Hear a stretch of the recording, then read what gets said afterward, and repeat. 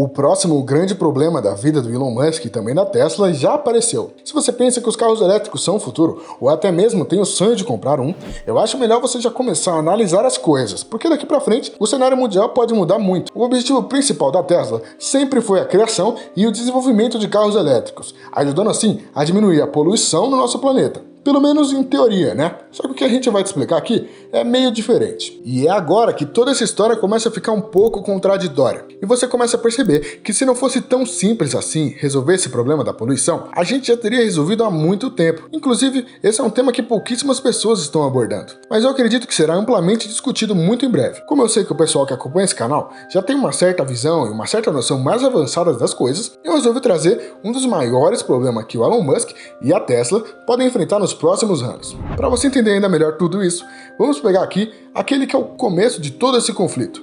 O que está acontecendo entre a Rússia e a Europa. Antes de acontecer todo esse problema, todo mundo estava de boa, recebendo gás, o petróleo e por aí vai. Porém, assim que começou toda aquela situação, digamos assim, as coisas complicaram um pouco. Já começou a faltar recursos, o pessoal tinha que economizar certos produtos e nisso o tempo foi passando. Chegou um momento em que a situação se tornou tão complicada que eles ficaram literalmente sem energia, já que a energia era extraída do gás russo, e a Rússia decidiu cortar o gás, né? Agora vamos lá, eu tenho certeza que você é uma pessoa inteligente. Pensa comigo, quais são as duas coisas essenciais para um país conseguir sobreviver hoje em dia? Comida e energia. Sem energia praticamente nada funciona, e sem comida o ser humano não sobrevive. Sabendo disso, os únicos países que podem se dar bem nessa história são os países autossuficientes em comida e também em energia. Inclusive, o próprio Brasil é um desses países aí. Mas beleza, vamos voltar aqui para a principal proposta da Tesla: produzir carros elétricos e que não prejudiquem o meio ambiente. Se você encarar as coisas de um ponto de vista mais superficial, você realmente vai começar a acreditar que os carros da Tesla não poluem o nosso planeta. Mas existe um problema nessa história aí.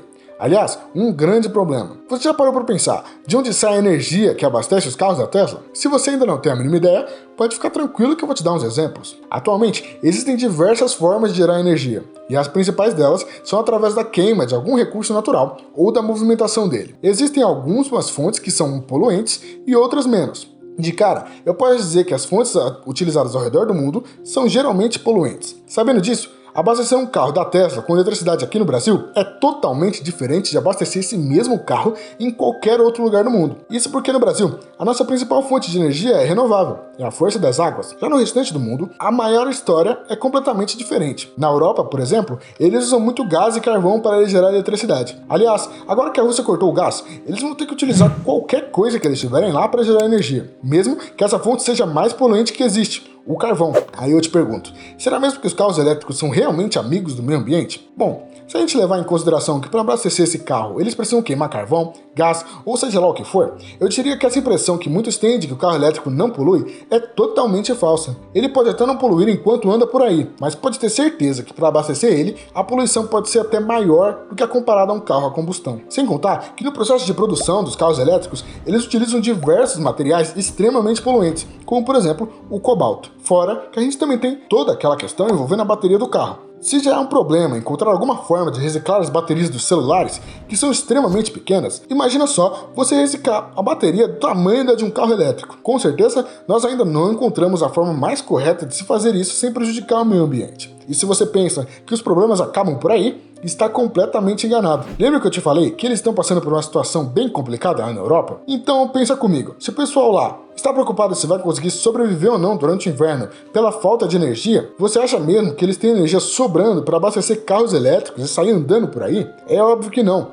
Dentro disso, a gente entra em um dilema. Abastecer o seu carro elétrico com a energia que foi gerada através da queima de combustíveis fósseis é ir totalmente na contramão da proposta inicial desse tipo de automóvel. Só faz sentido se você deixar o seu carro elétrico paradinho na garagem da sua casa, só esperando alguma fonte de energia limpa aparecer, como por exemplo energia solar, energia eólica e por aí vai. Seja qual for a escolha, a Tesla vai continuar tendo um problemão. Se as pessoas utilizarem os carros elétricos, elas vão continuar poluindo o meio ambiente do mesmo jeito, ou até mais que os carros a combustão. Já por outro lado, se as pessoas optarem por simplesmente abastecer o carro com fontes de energia renováveis, pode ter certeza que por muito tempo não vai ter energia para todo mundo. Sendo assim, vão ser poucas pessoas que terão acesso a esse tipo de veículo. Isso automaticamente pode impactar na venda dos carros elétricos. E se uma empresa não vender, você já sabe o que acontece com ela, né? Até onde eu sei, Elon Musk já possui alguns projetos de energia renovável, como a SolarCity, que a gente já fez um vídeo sobre no canal, e se você quiser ver depois, é só clicar aí no card. Mas até o presente momento, eu não vi ele apresentando nenhuma solução definitiva para esse problema no abastecimento dos carros elétricos ao redor do mundo. Até porque